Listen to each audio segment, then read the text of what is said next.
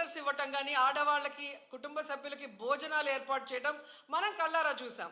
కానీ నిన్న full day జనాలు ఎండల్లో రోడ్ల మీద పార్కుల దగ్గర కూర్చొని ఉంటే మంచినీళ్ళు ఇచ్చేవాళ్ళు లేడు, చిన్నపిల్లలకి పాలు ఇచ్చేవాళ్ళు లేరు, ముసలోళ్ళకి షెల్టర్స్ లేదు, భోజనాలు లేదు.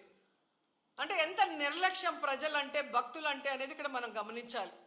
నిన్న జరిగింది ఏదో ప్రమాదశాత్తు జరిగింది కాదు, ఇది ప్రభుత్వం చేసిన హత్యలు.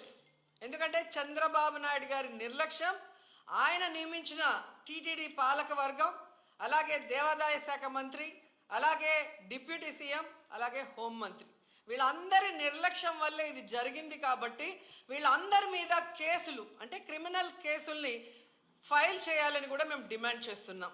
ఎందుకంటే మొన్నే మనం చూసాం, తెలంగాణలో ఒక సినిమా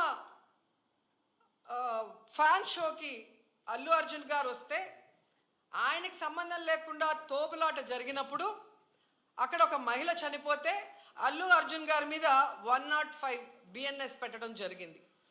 మరి అలాంటప్పుడు ఇక్కడ ప్రతి సంవత్సరం లక్షలాది మంది వస్తారని తెలిసి వాళ్ళకి సేఫ్టీ కల్పించి, వాళ్ళకి అన్ని సౌకర్యాలు అందించి, వాళ్ళకి టికెట్లు ఇవ్వడానికి క్యూలో ఏర్పాట్లు చేయాల్సిన బాధ్యత ఉన్న చంద్రబాబు నాయుడు గారి నుంచి, టీటీడీ చైర్మన్, పాలక మండలి నుంచి కింద స్థాయి ఎస్పీ వరకు మరి అందరూ బాధ్యత వహించాలి కదా.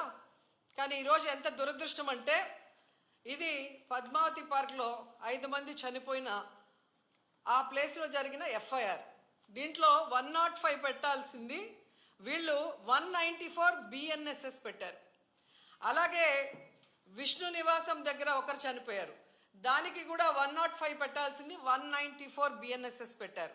అంటే ఇది ప్రమాదవశాత్తు జరిగింది, ఏదో జారి పడిపోయి తొక్కిసలాట జరిగింది, దీంట్లో ఎవరు కూడా కావాలని చేయలేదు, మాకెవరికి దీంట్లో సంబంధం లేదు అని చేతులు కడుగేసే కార్యక్రమం చేస్తున్నారు.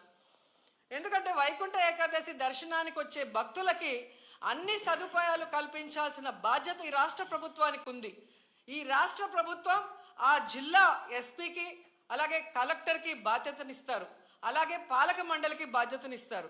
సో వీళ్ళందరూ కోఆర్డినేషన్ చేసుకొని చేయాల్సిన పనిని ఈరోజు వీళ్ళు నిర్లక్ష్యం చేసి 6 మంది ప్రాణాలు బలికొని 34 మంది గాయాల పాలైతే ఎవరికి సంబంధం లేదు, ప్రమాదవశాత్తు జరిగిందని 194 BNSS పెట్టడం ఎంతవరకు సమంజసం?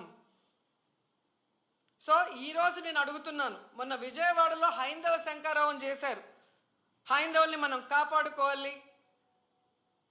మరి ఈరోజు ఇంతమంది హైందవ భక్తులు చనిపోతూ గాయాలవుతుంటే ఎక్కడికి వెళ్ళారు ఈ పీఠాధిపతులు? ఇప్పుడు బయటికి రండి, బయటకు వచ్చి తిరుమల పవిత్రతను కాపాడండి, అక్కడ చనిపోయిన వాళ్ళ కుటుంబాలతో మాట్లాడండి, ఆ చనిపోవటానికి కారణమైన ఈ ప్రభుత్వాన్ని, పాలక మండలిని నిలదీసి వాళ్ళ మీద క్రిమినల్ కేసులు పెట్టేంత వరకు మరి ధర్నా చేయండి.